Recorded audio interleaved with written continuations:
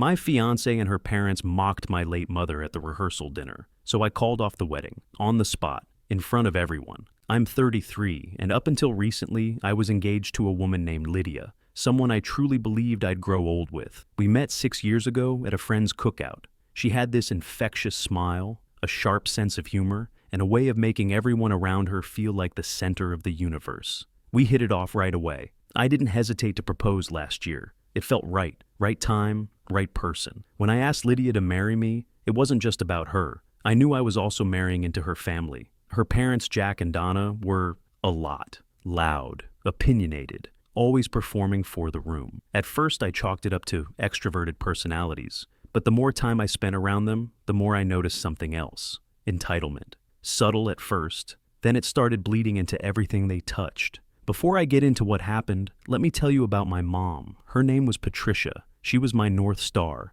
the kind of person whose presence made the world feel a little safer. She passed away 2 years ago, after fighting cancer for 3 grueling years. And through it all, she stayed kind. She stayed selfless. She showed me what strength really looked like, not the loud, boastful kind, but the quiet, unshakable type that takes care of people without asking for credit. She helped others without judgment, without making them feel like charity cases, just silently, lovingly stepping in where help was needed.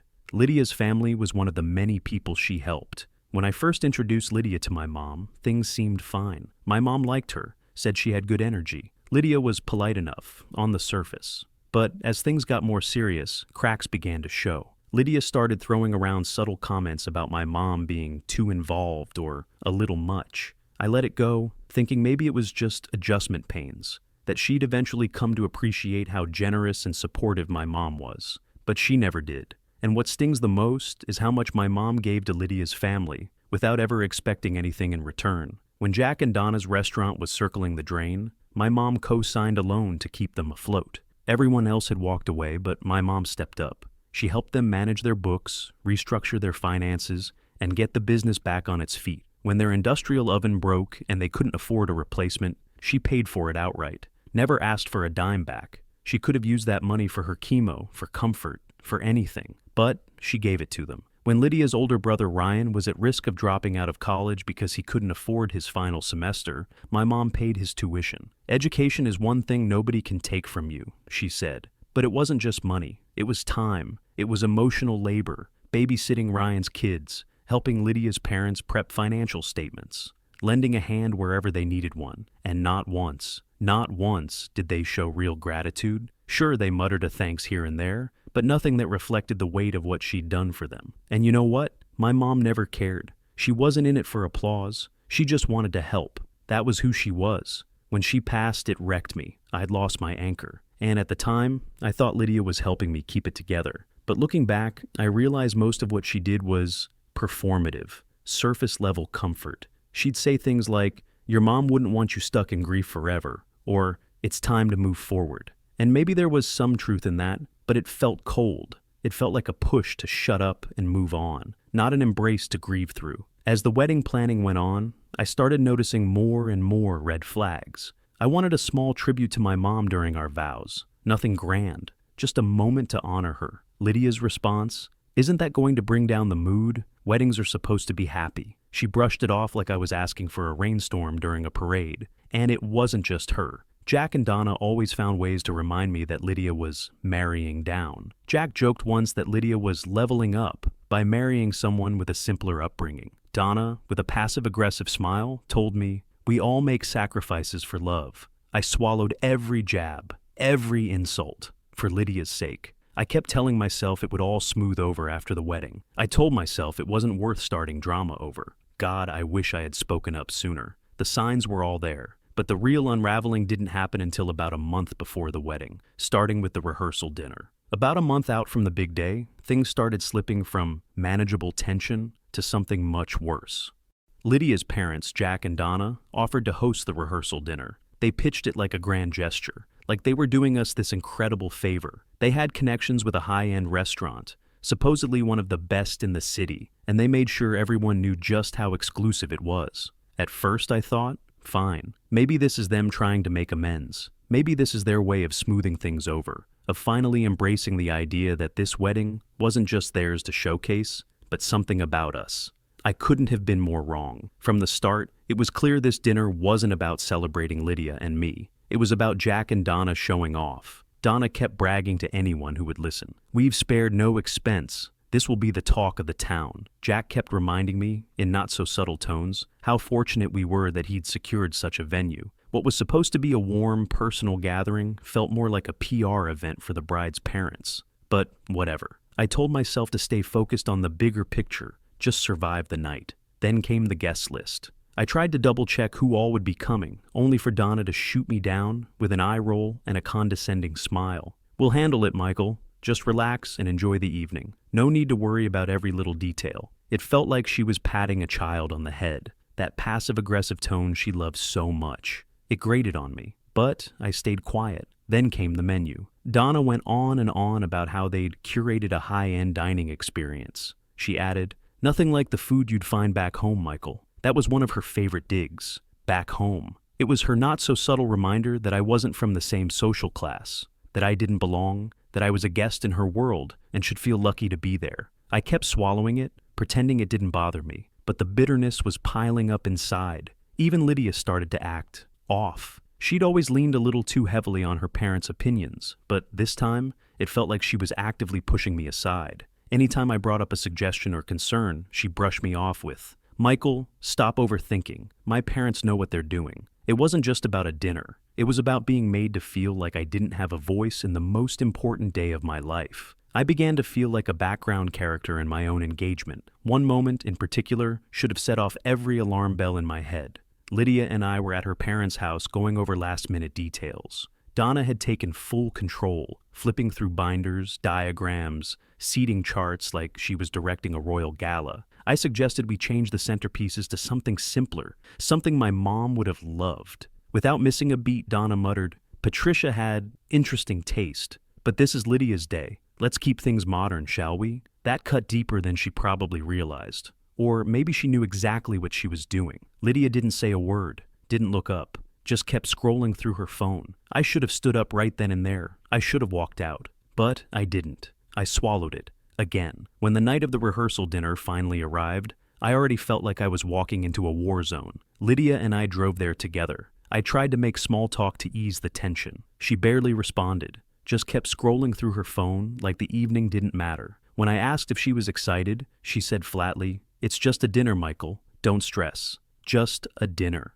We pulled up to the restaurant, and I swear, it looked like the damn Louvre. Giant chandeliers, white tablecloths, crystal wine glasses that probably cost more than my car tires. Jack stood at the front like some kind of VIP host, shaking hands with guests like they were entering a charity gala. Donna was inside directing waiters like it was her personal staff, and it only got worse. I started scanning the room. Something was off. Nearly everyone in attendance was from Lydia's side of the family, or friends of Jack and Donna's from their business circles. From my side, just a few, my dad, my sister, and a couple close friends. That was it. I pulled Lydia aside. "Why aren't more of my people here?" She sighed, exasperated, like I was being ridiculous. "Your family's small, Michael. My parents had to fill the space. Don't make this a thing. Don't make this a thing." She might as well have said, "Your people don't matter." But still, I gritted my teeth and kept going. Told myself it would be over soon. Dinner came and went.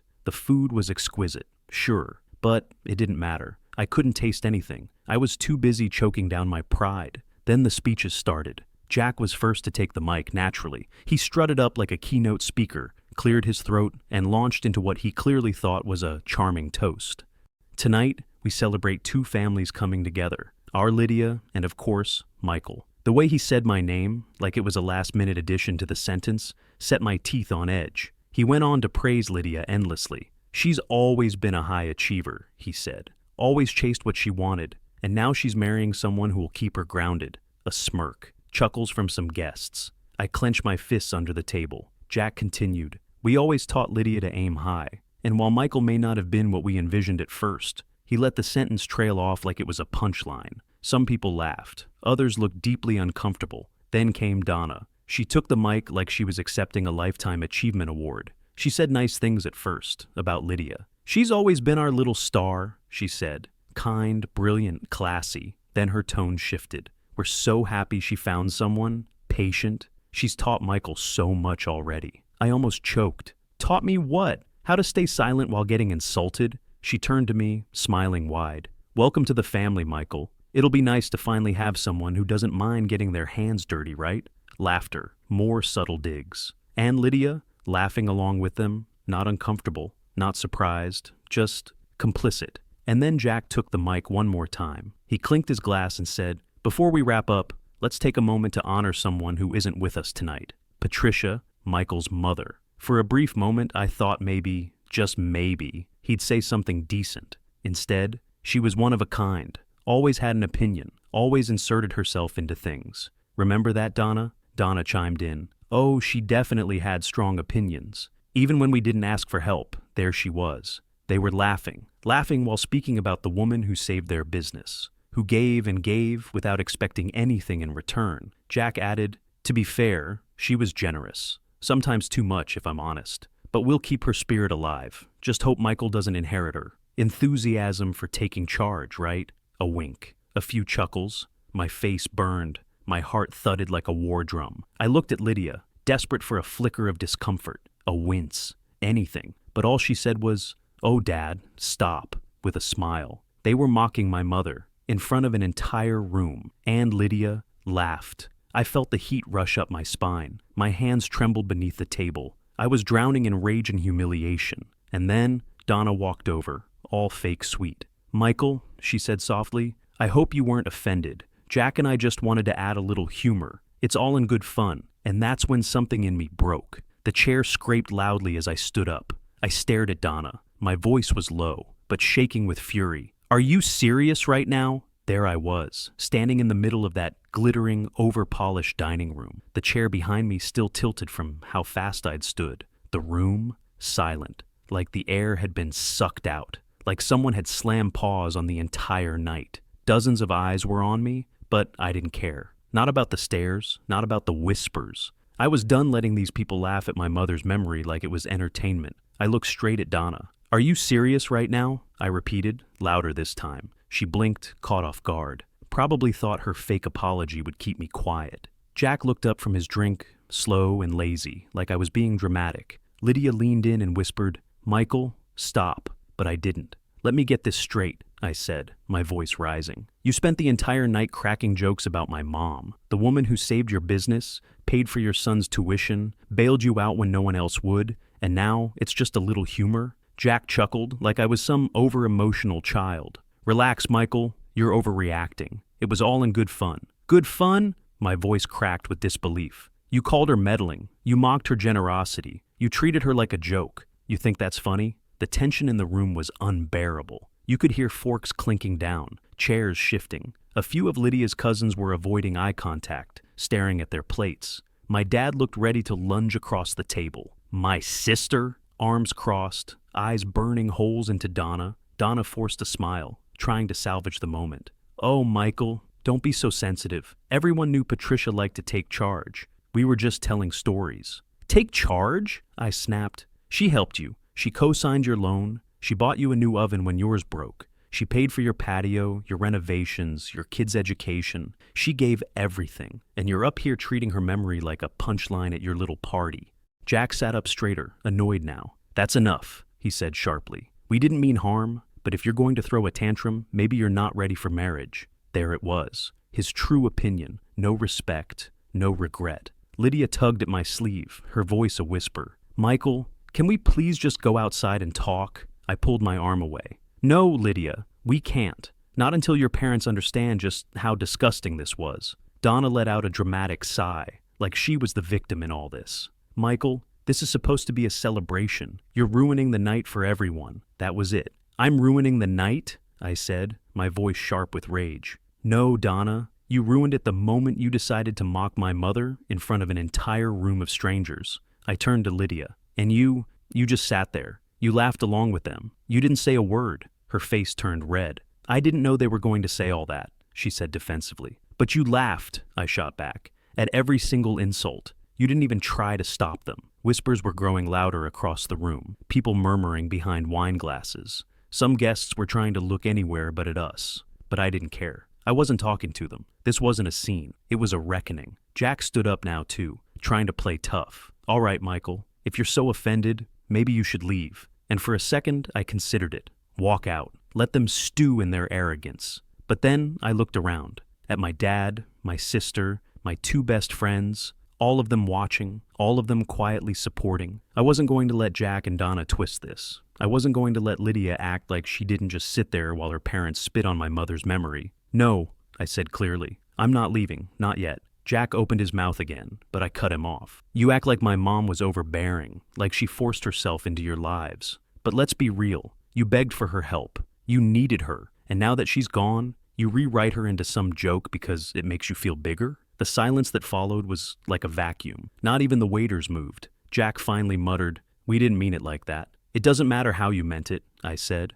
"What matters is how it came across." And it was cruel. It was disrespectful. And honestly, it was pathetic. I stepped back from the table, pulled my jacket off the back of the chair. "You want me to leave? Fine, but don't expect me to come back." My dad stood immediately. My sister grabbed her purse without a word. A couple of my friends followed, clearly torn but unwilling to let me walk out alone. Behind me, Lydia whispered my name. "Michael, wait!" But I kept walking, through the elegant dining room, past the candlelit tables, through a gauntlet of wide eyes and held breath, out the door, into the cold night. Outside, my dad put a hand on my shoulder. "You did the right thing," he said softly. "Your mom would be proud."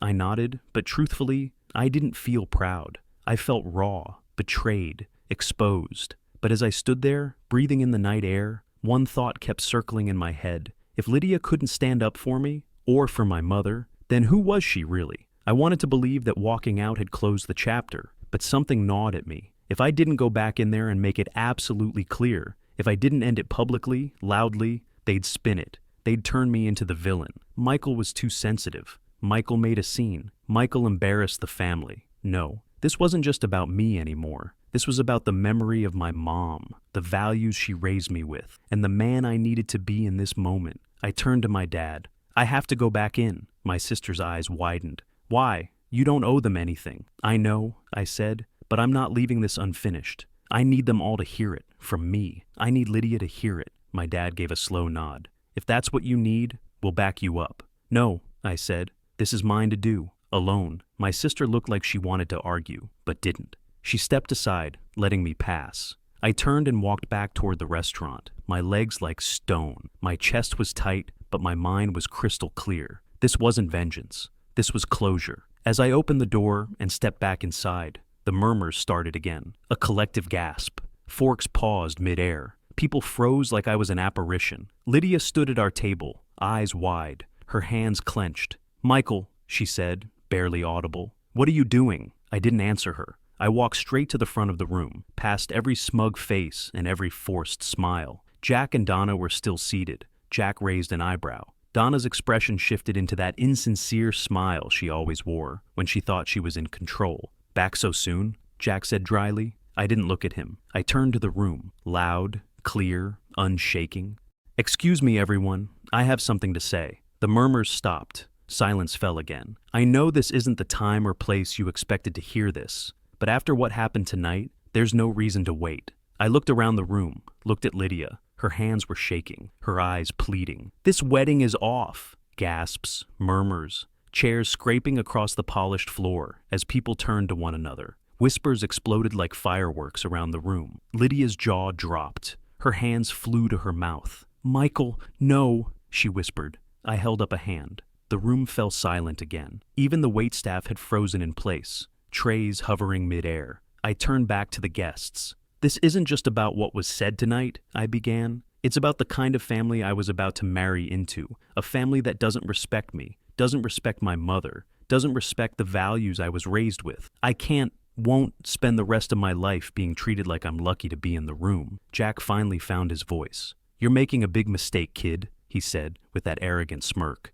"You're throwing away a good thing over nothing." I laughed. Not out of amusement, out of disbelief. "Nothing? You think mocking my dead mother is nothing? You think treating me like I'm beneath your daughter is nothing?" I shook my head. "No, Jack. The mistake would have been walking down that aisle, tying myself to a family that thinks respect is optional." Donna's face twisted. part panic, part embarrassment. "Michael," she said, her voice trembling now, "let's not make decisions in the heat of the moment. We can talk about this tomorrow when—" "No," my voice cut through the room like a blade. "There's no tomorrow for this. It's done." Then I turned to Lydia. Tears streamed down her face. Her mouth opened like she wanted to speak, but no words came, just a broken expression. I looked her in the eyes, then turned, walked across the room, past every shocked guest, past the chandeliers and the tension and the disgust I could barely keep from my face. As my hand touched the door, Lydia called out one last time, "Michael, please, don't do this." I paused, turned back just enough to meet her eyes. I already did, and I walked out. The cold air hit me like a cleanse. Was I heartbroken? Yes. But I also felt something I hadn't felt in weeks. Relief. No more smiling through insults. No more being made to feel like a second-class guest in my own life. It was over, and I had ended it on my own terms. The next morning, the fallout began. My phone was flooded. Over 100 unread texts, dozens of missed calls, Lydia, her parents, even random extended relatives I barely knew. The messages came in waves, some apologetic, some hostile. From Lydia, "Michael, I'm so sorry. Please, can we talk?" From Jack, "You embarrassed us. You'll regret this." From Donna, "I can't believe you'd humiliate Lydia like this. She didn't deserve that." I ignored every single one. But by mid-afternoon, Lydia showed up at my apartment. I knew she would. I'd been waiting. When I opened the door, she looked wrecked. Same dress from the night before. Eyes red, hair undone. Her face was blotchy, mascara smudged. "Michael," she said softly, "can we please talk?" I leaned against the doorway. "What's left to say?" She flinched, but didn't back down. "I know you're angry, and you have every right to be, but we can fix this." I shook my head. "You don't get it. This isn't something that can be patched up with an apology." She wiped her face with the back of her hand. "I was scared, okay? I didn't know what to do." "Scared of what?" I asked, voice sharp. "Scared of upsetting your parents? Of standing up to them? Of making a scene?" She didn't answer, just stared at me with tear-filled eyes, searching for something. Sympathy, forgiveness, maybe even a reset button. "Please," she whispered, "I'll talk to them. I'll make them apologize. Just don't end it like this." I closed my eyes for a second, tried to summon any emotion other than exhaustion. "It's not just your parents, Lydia," I said. "It's you. Last night showed me who you really are, and I can't unsee it." Her face crumpled completely, and I shut the door. A few days later, I went to clean out my mom's keepsake box, something I hadn't been able to face since she died. Inside were the things that mattered most to her: her favorite necklace, the earrings she wore to church, the delicate gold locket that had been passed down in our family for generations. A piece of my grandmother, my mother, and one day, someone I truly trusted. Except, it was gone. The locket, gone. At first I thought maybe I'd misplaced it. I turned the box upside down, dug through every drawer, every shelf, nothing, and then it hit me. Lydia had been here. A few days after the breakup, she came by to return the ring. She had asked to use the bathroom. I hadn't thought anything of it at the time.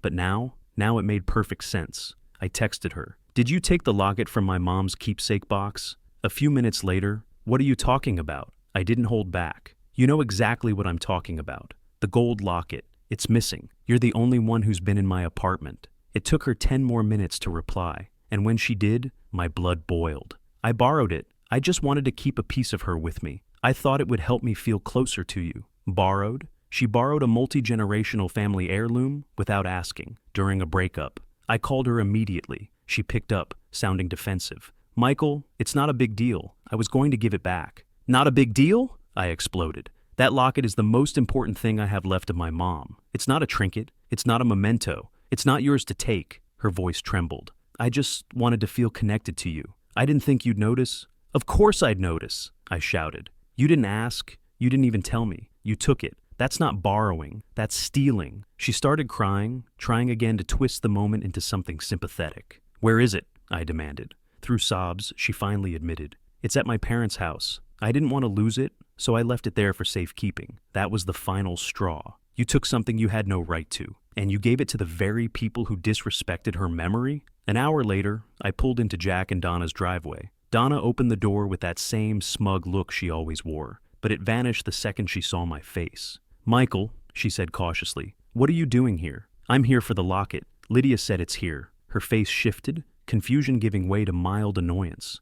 "Lydia took a locket? I just get it. A few minutes later, Lydia came down the stairs, eyes red, the locket dangling from her fingers like it was a keychain. "Here," she said quietly, holding it out to me. I snatched it from her hand and inspected it. It was the same one. I stuffed it into my jacket pocket. "Michael, wait," she said, her voice shaking. "I didn't mean to upset you. I was just trying to save a piece of her." I cut her off. "You stole from me, Lydia. From my mother. Like everything else you've done, you turned something sacred into something selfish." She sobbed, but I didn't care anymore. I turned, walked out, slammed the door behind me. In the days that followed, I blocked her number, deleted her texts, erased every thread of connection between us. Calling off the wedding was hard, but this was closure. I'd stood up for myself, for my mom, for the values she gave me, and as much pain as there had been, I walked away, knowing deep in my bones I made the right choice. For the first time in a long, long time,